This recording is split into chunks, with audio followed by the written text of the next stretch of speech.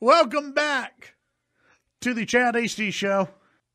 News Talk 95.1 FM, 790 AM KFYO. Joining us right now on the phones, Matt Mackowiak. Matt, good morning. How are you? Good morning, Chad. I'm doing great. How about you? Doing great. Appreciate you coming on the show today. I know you've got a few articles out in some different places. Let's start off with your Statesman article, kind of a preview of the upcoming session. What can folks read about in your column today? Yeah, I mean, you can't summarize an entire 140 legislative session in 800 words. But to the extent that I did, I think there's going to be a few big issues. I think the overarching issue is that the legislature enters in a tight budget climate. They've got about $9 billion less than they had 2 years ago in discretionary spending. And so there's obviously a lot they want to do. They'd love to cut taxes again. They're going to want to spend money on child protective services reform, perhaps on mental health reform. I mean, there's a lot of things they want to do, but there's less money to do it with. Now, I do think they're going to end up saving money on border security. I don't think you're going to see the legislature choose to fund border security the same way they did 2 years ago, because they believe now they have a willing partner in the White House, and that the federal government will pick up the tab for border security costs, for the lion's share of it. But so the budget, I think, is going to be a big fight. I think I want to say the House and Senate put their initial budgets together, and I want to say they were $5 billion apart. But there will obviously be a negotiation between the two houses. Now, apart from the budget, there's obviously going to be some other issues that will get a lot of attention. I think you're going to see sanctuary cities be named an emergency item by the governor, and that the House and Senate will move to defund sanctuary cities pretty quickly, pretty overwhelmingly. I think there's going to be a big fight over school choice. You're going to see the lieutenant governor and the Senate, I think, act to pass a Nevada-style education savings accounts bill. We'll see if that can get a vote in the House and exactly how much support it has. There will be other issues as well, but I think it's going to be a very interesting session. You have Republicans in a strong position, but there's some big disagreements. Matt, what do you take away from? I think Governor Abbott, when he wants something done, he's usually somebody who comes out and says that he wants something passed. The whole bathroom bill, a piece of legislation, SB 6, also known as the Texas Privacy Act. That's what the name of it. You have the lieutenant governor who's made it a priority. Speaker Strauss doesn't seem like he cares about it at all. And the governor is wishy-washy on it. It's not something he just says, we'll see how it plays out. What do you take away from that when you hear this governor say, we'll see how it plays out? Look, I think that the speaker and perhaps even the governor are very worried about having kind of backlash in Texas that you saw in North Carolina. Now, I think it needs to be understood that the Texas bill is very different from the North Carolina bill. It's much more narrow. And in fact, the ultimate end game may be to have it apply to schools only, not have it apply to other buildings, buildings that might house the Super Bowl. Comments made about what it'll mean for the economy and all that has to do with this kind of rule applying to all buildings. If it just applies to schools, that's much more narrow. But I agree with you. I do think it's likely to the lieutenant governor's giving it a low bill number, and we'll move it pretty quickly. I think the governor doesn't want to take a position on a controversial issue if he doesn't believe it's going to come to his desk anyway. Yeah. And I think the House is extremely unlikely to pass the bathroom bill. That's my view right now. Now, we'll see what happens. Maybe there's 30 or 40 or maybe even 50 votes in the House for the bathroom bill, but you've got to have 76 votes in the Texas House. And so I think that's where this is headed. Now, whether there's going to be a big fight there and both sides are really going to expend capital, I don't know. I think Lieutenant Governor has made clear this is going to be a priority of his. He thinks it's a 70 or 80% issue with the public. But obviously, the opponents of the bill are doing everything they can to make this as nasty as it can possibly be by using dubious studies about the economic impact and issuing threats and things like that.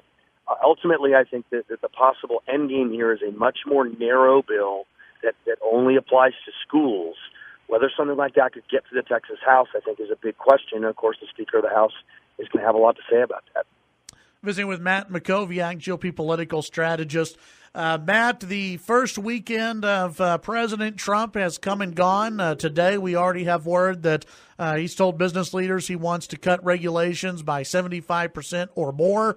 We also found out that Senator Marco Rubio has pledged his support for Rex Tillerson, which means looks like Tillerson's going to sail through pretty easily. What does all this mean? What did you take away from the weekend, and what can we expect this week from the brand new Trump administration?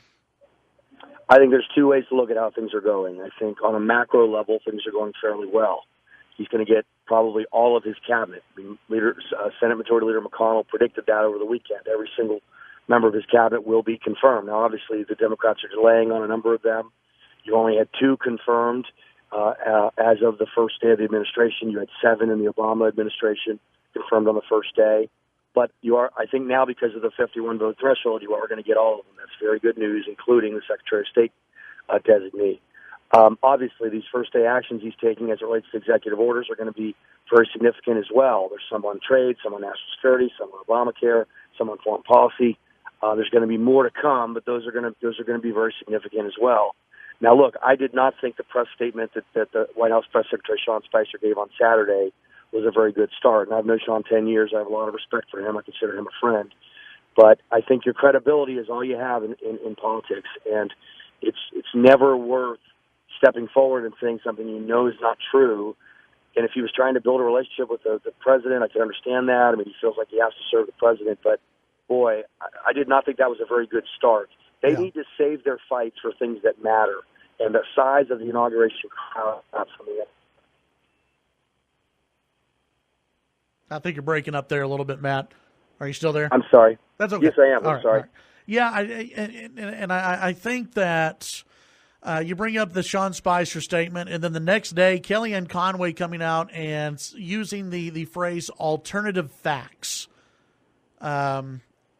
You think they spend a little too much time on the whole crowd size thing? I mean, is that I know there are more important things. Is there any way that they maybe use this to make the media look in this direction rather than focus on the Women's March? I mean, was this a tactic, or do you think this was a snafu on their part?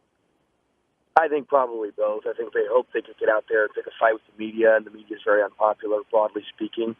And so they feel like, well, if they're talking about that, they're not talking about the pretty large and honestly quite impressive women's marches held all over the country. I think you had them in, something like 300 or 500 cities. Yeah. I wonder where those people were on Election Day. They clearly weren't turning out to support Hillary, or this election would have gone the other way. But so, yes, it might have been a tactic. But again, I think what matters here is the results. Is Trump successful in doing what he promised he'd do? And that's what his inaugural address was about. And now he's got to get about that business. And so, repealing or replacing Obamacare, passing tax reform, building the wall, or at least a partial wall on the southern border, getting the economy going, putting a conservative on the Supreme Court. These are the reasons he was elected. He now has a chance to get started doing those things. And so that, you have 100 days basically to be very effective when you start. He's now got 96 days left in that 100-day window. The time is already very precious. Before we let you go, what are the chances that Senate Democrats try and block a Supreme Court nominee from Donald Trump? I think it depends who the nominee is. I mean, obviously the list of 21 choices is public. A couple Texans on there, including Don Willett, who I think would be an outstanding choice, one of our Supreme Court justices. Whether they can sustain that and really prevent Supreme Court nominee from sitting on the bench after saying that they're 4-4, an 8-member Supreme Court lineup was un-American or ridiculous for all of last year. I don't know. I think at the end of the day, if they do that, I do think Republicans will use the nuclear option and get rid of the filibuster altogether. So my guess is that won't happen. They'll threaten it, but it won't happen. But it remains to be seen. It depends exactly who Trump nominates and what the response is. All right. Matt Mackowiak, tell folks where they can sign up for the newsletter and also where they can find your podcast as well. Appreciate that. Yeah, 2 things. We do send out a daily email on mustreadtexas.com. It's got all the top news from around the state. It's delivered to your inbox usually by 8 a.m. Monday through Friday. And then my national politics podcast, produced in partnership with the Washington Times, can be found at Mack, M-A-C-K, on politics.com. All right, Matt, as always, appreciate your time. We'll visit next week. Have a great week, Chad. Take care. You too. That's Matt Mackowiak. Follow him on Twitter at Matt Mackowiak.